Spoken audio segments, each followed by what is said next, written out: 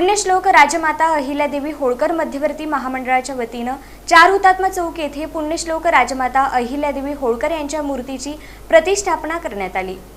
दरवर्षीप्रमाणे यंदाही पुण्यश्लोक राजमाता अहिल्यादेवी होळकर यांची जयंती विविध सामाजिक, सांस्कृतिक आणि धार्मिक कार्यक्रमांनी साजरी करण्यात येत असून 31 मे रोजी शहरातून भव्य दिव्य मिरवणूक काढण्यात येणार आहे। त्या पार्श्वभूमीवर हा कार्यक्रम आयोजित करण्यात आला होता।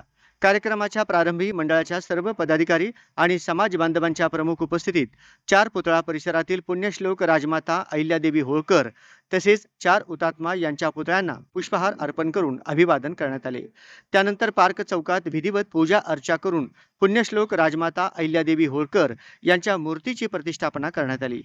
यावेळी राजमाता पुण्यश्लोक अहिल्यादेवी होळकर मध्यवर्ती मंडळ सोलापूरच्या नवनिर्वाचित पदाधिकाऱ्यांचा सत्कार महेश गाडेकर यांच्या हस्ते करण्यात आला।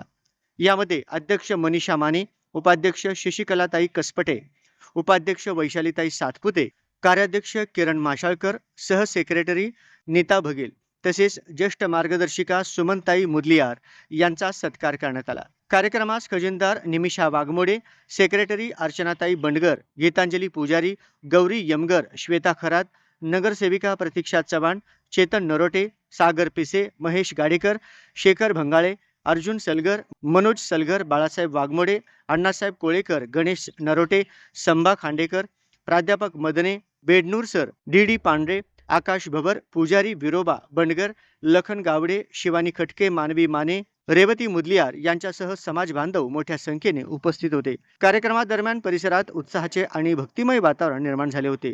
31 मे रोजी निघणाऱ्या भव्य मिरवणुकीसाठी समाज बांधवांनी मोठ्या संख्येने सहभागी व्हावे असे आवाहन आयोजकांच्या वतीने करण्यात आले।